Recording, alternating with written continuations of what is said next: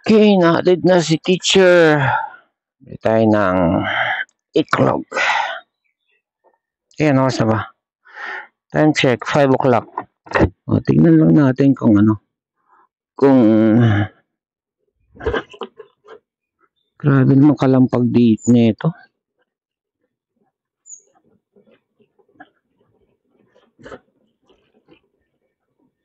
Today, I'm going to declare this day as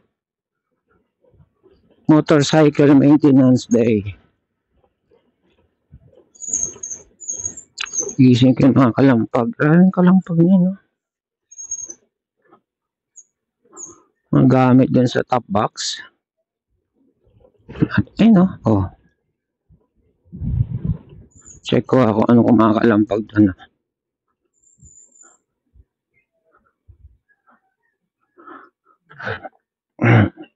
Sabi, buhangin dito ah.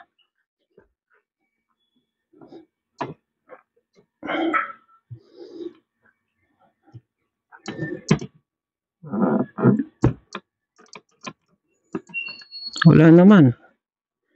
That's weird.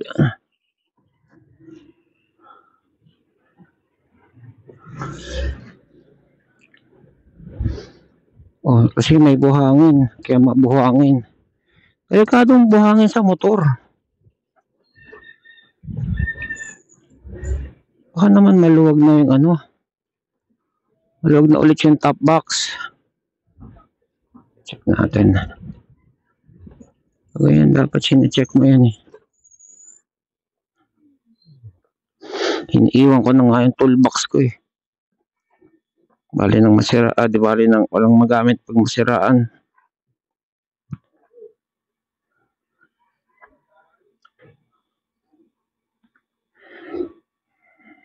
Isa pa.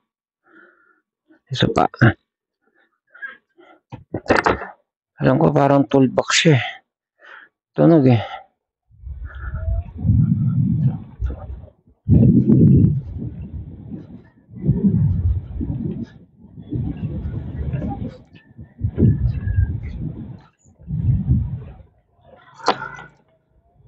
Suwabe na. Yan. Sa lubak tayo.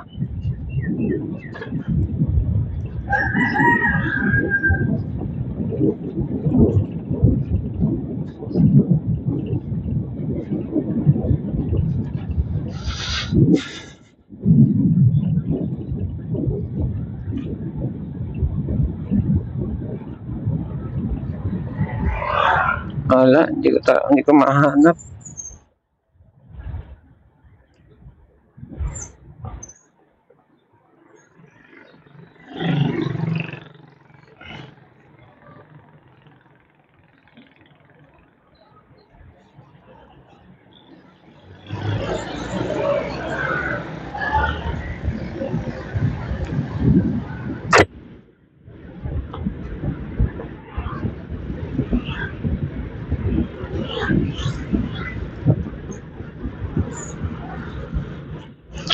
Bibili ako ng iklog.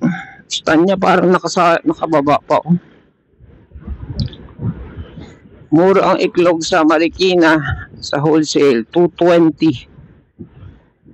Pero pupunta ako ng motorcycle day tayo ngayon.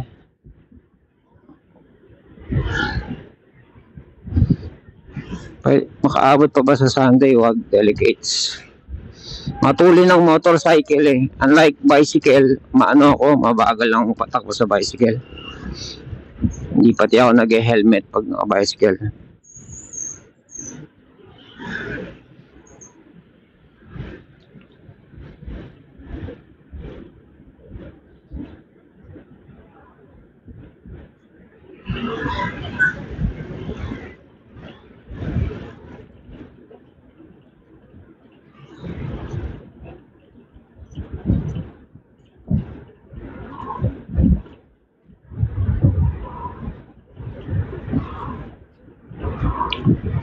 I see it in your window. I see it in my soul.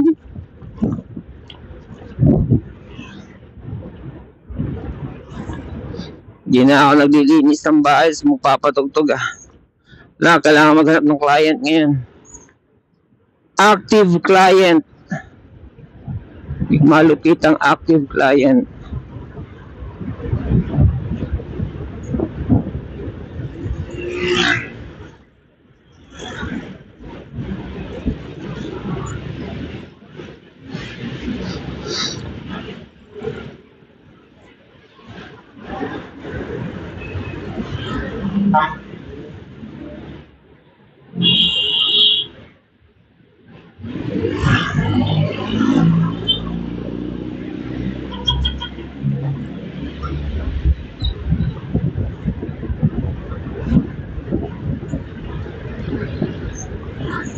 Woo!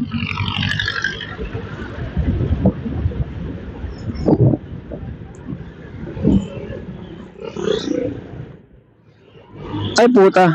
Kaya tama lang. Saan ba ako mag-U-turn? Doon ako mag-U-turn sa ano. Pag ligaya ba sa ng U-turnan? Hindi tama, ligaya pala ako. Doon ako mag-U-turn. Bibili ako iklog, di ba? O, dito ako dadaan. Pakalayo ng U-turn ko pag dito pa eh. I hope bukas na siya. Pag bumibili ba ako sa kanila, naka-tray ba? O, naka-tray siya. Talagang wholesale. Tapos yung tray libre. O, di ba? Yung iba, ano, tawag na ito. Yung iba, nilalagay sa sesto. Kaya pag ang nagtitinda ng itlog, nakalagay sa tray, tapos libre yung tray. Wholesaler yon. Pag gusto mo sa tray at naningil, hindi yan wholesaler, retailer yon.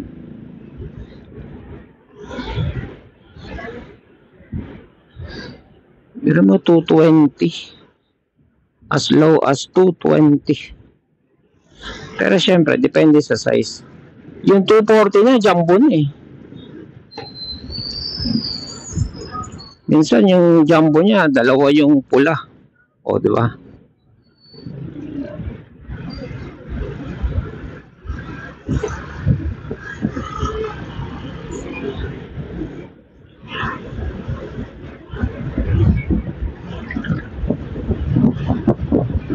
Uy! Sakit! Kung ano man yun, tumalsik sa balikat ko, sa ano ko, braso ko, siko. Sakit ah.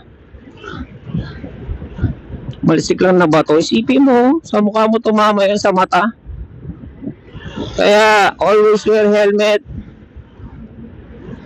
Tumama sa mata mo yung nagdadrive ka, ma-out of balance ka, di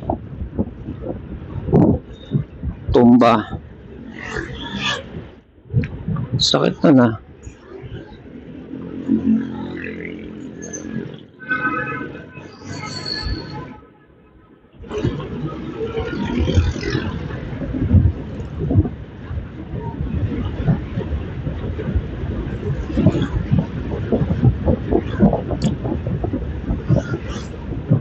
Baka yun yung mga ano, bato na nasagasaan ng gulong tapos tumalsik, alam mo yan.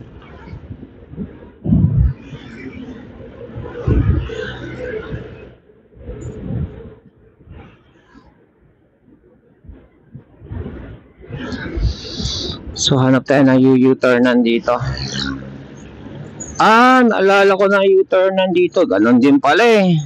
Dito rin pala eh. Hindi, parang meron dito sa malapit eh. Tara.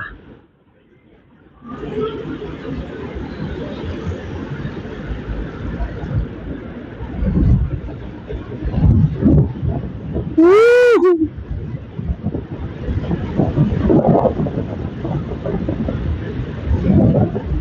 Oo, meron nga.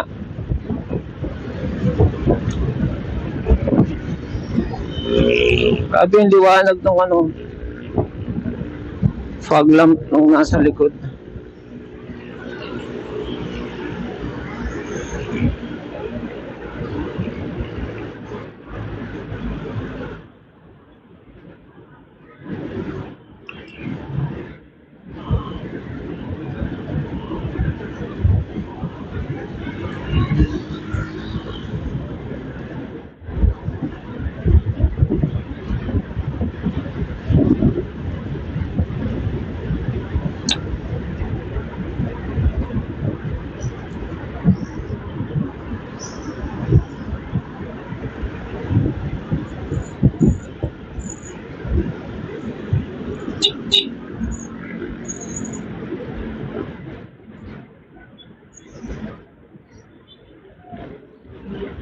Two-way to Brad.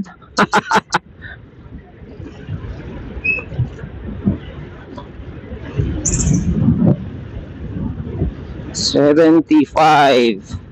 So lahat ng lakaran ko kahapon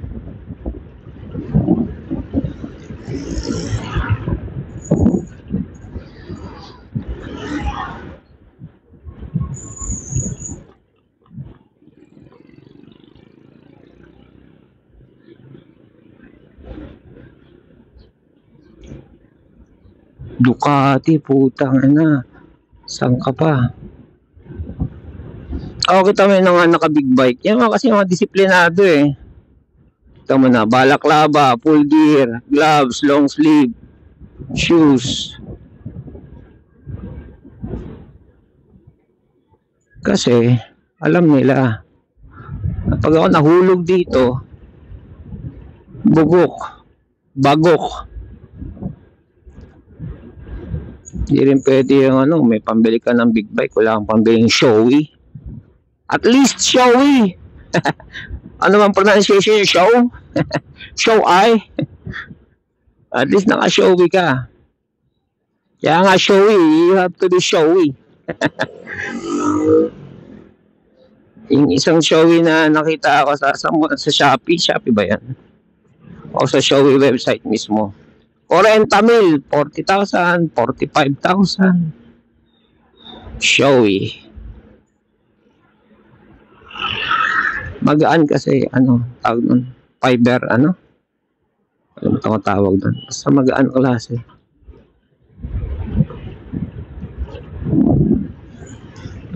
Magaan and matibay. Tawag sa ganung magaan matibay. Yung stripe na kulay dark gray. Ganon. Alam ko yung Geely, meron silang ganun eh, tsaka ibang mga brand eh. Pero high-end na nila, nasa 10K na yun. Ganun. Ano pa ba magandang brand ng helmet?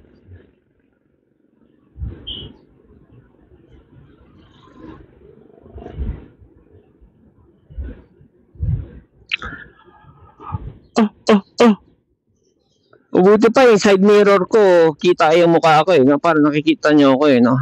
Pero syempre, kailangan ko magdalawang side mirror. Para lang kita nyo mukha ako.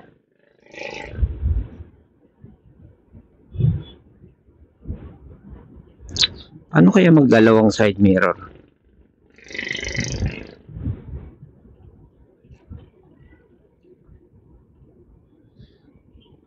Itong side mirror ko pala nakakabit sa kabitan ng side mirror. Kung magkabit kaya ako ng isa pa, pwede kaya. Habaan ko lang tornilyo.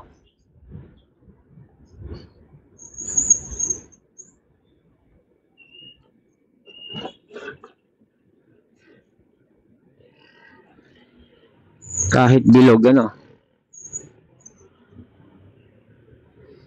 Go tayo sa kanan.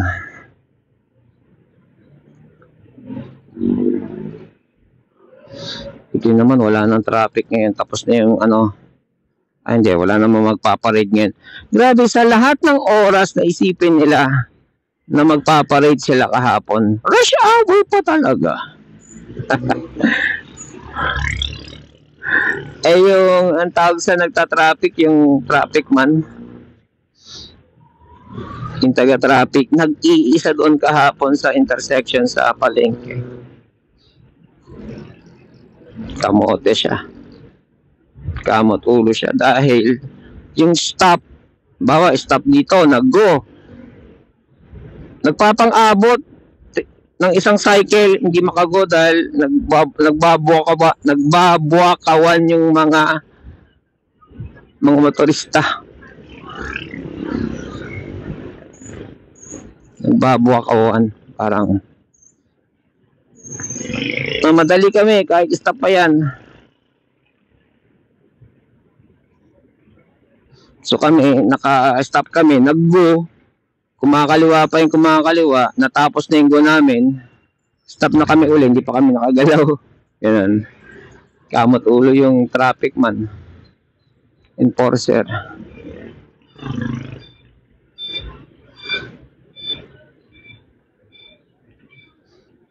Somewhere dito yan. Mag number 2 tayo, palengke na to eh. Hindi naman to one way, hindi. Okay.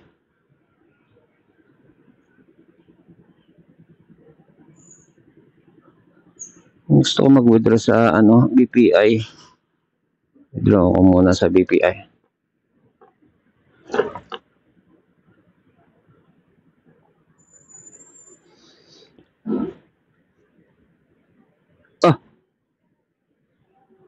Mabilis lang to. Wala sa buhay mo. Wala pa naman eh. Puta yung mga cellphone ko. Yan mo na nga.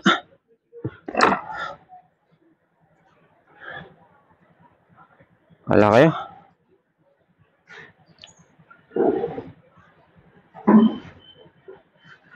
Wala nga naman, doon ako pumarada. Eh, may nakaparadang van. Tawag sa ganun? Armor van.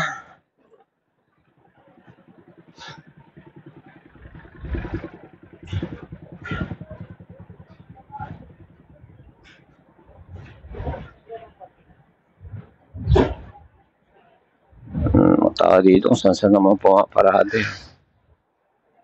Balik ako doon. Ay! Teka. Saan na pala ako? No left turn o doon.